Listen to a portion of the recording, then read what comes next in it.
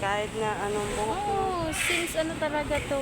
Hindi, wala talagang ganyan. Yung kahit mo Pakulay. Wala talaga. Labas natin ang Kaya ang buko kasi buhag-hag lang siya. Yun nga. Parang si Amor. Mm.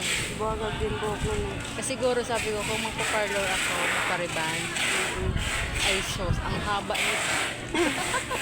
Ang haba. Makonsumo nga lang sa sa shampoo. Yun nga. Ano yan sa shampoo na? Pati conditioner. Maaksaya? Araw-araw kasi ako nag-shampoo. Ayoko kasi na hindi ako mag-shampoo. Oo. Pangit naman yan. Hindi Kasi di ba yung amoy, Oo. diba? Kunyari pinagpawisan yung buhok mo, tapos nakatali pa. Ayoko nang ganun. Kaya araw-araw ako nag-shampoo at saka nag-conditioner. Kahit sabihin mo, maubos siya. Wala akong pakailan basta makapag-shampoo lang buhok ko. Tingnan mo nga, walang baby oil yan. Nainis pa ako sa sarili ko, sabi ko, bakit hindi ko nalagyan? Yung ngayon, anong Baby oil!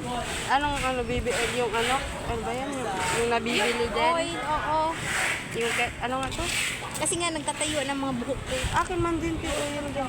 Eh, sa'yo, okay lang yan kasi nakawagay ka akin. Hindi ako pwedeng magwagay para akong bruha.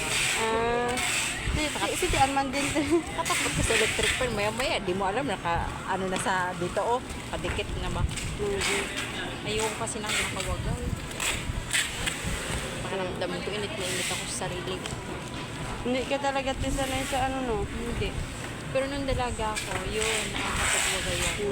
Ngayon, ewan ko, hindi ako sana. Kahit nga pagkatapos maligo niya, itatali ko na yan. Ay, kaya pala lagi kita nakikita. Sabi ko si Tiludi, nakaano agad ang buhok ko, ano. Oo, tapos nagwawagay lang ako pag alis namin sa bahay hanggang dito. Yung matuyo-tuyo lang siya. Oo. Ewan mo, talaga ako sanay eh. Kasi feeling ko parang kung bruha. Kaya, Pag nasasabi. nakatali na yan. Okay na. Ano na ako sa sarili ko. Ano na okay na sa sarili. Oo. Kanina nga, pinapatuyo ko. Ay, Oo.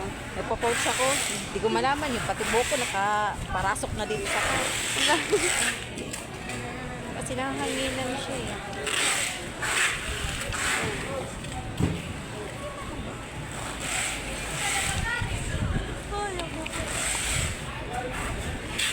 Mali ang basa ko.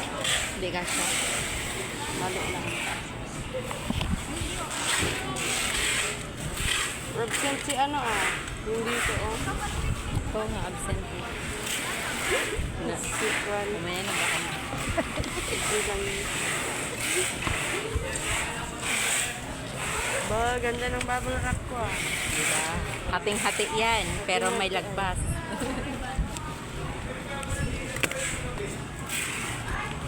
Kagabi nga ano oras na din kami nakauwi. Bakit anong oras kayo nang umuwi? Ano, mga nandito pa sila sir din. 7 na din, siyempre nauna kayo, di ba? Ay, nauna kami. Kasi wala naman note. So, ayun na. Umuwi na kami. Wow, ang ganda ng bubble wrap. Ang galing. Sino itong nagtupi? Wala, ang galing mo. Ay, parang sira naman ito. Ano yan? Yung kaunti na lang yan na hinati nito. Ganda pala magbalot dito, no? Maganda yan kaysa yung sa compressor. Kasi ang compressor, naku po, ang bigat. Pero paano naman yung compressor namin kasi mabilis siya i-roll sa bubble wrap.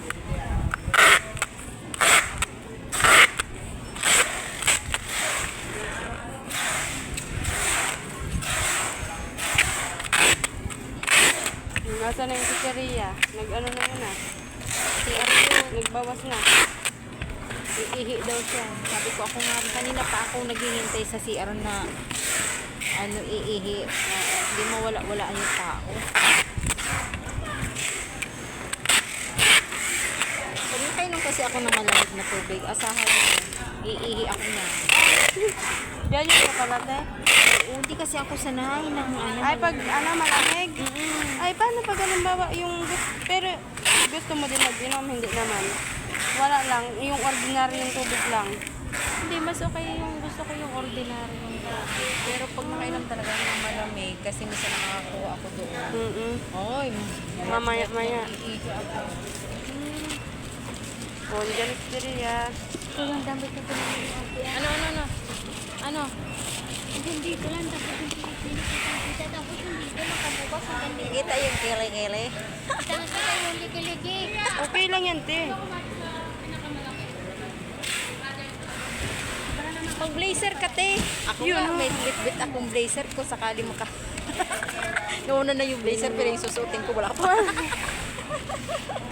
Nauna no. Hindi kasi may blazer kasi ako doon. Nang dalaga pa yun eh. Wow. Oo. Ang galing mo naman, te, mag-alaga. Ay sos ko sa pag-alaga man lang ng mga ano ba ay talagang buhay na buhay. Meron pa ako, akala mo nga, ano eh, bago eh. Oh, yun pala, ano na. Hindi ko talaga yun, hindi ko na yung gamitin yun. Makikita mo yun pag nakabili ako ng outfit. Wow! Diba? Sana all. Para hindi kita kikilikili.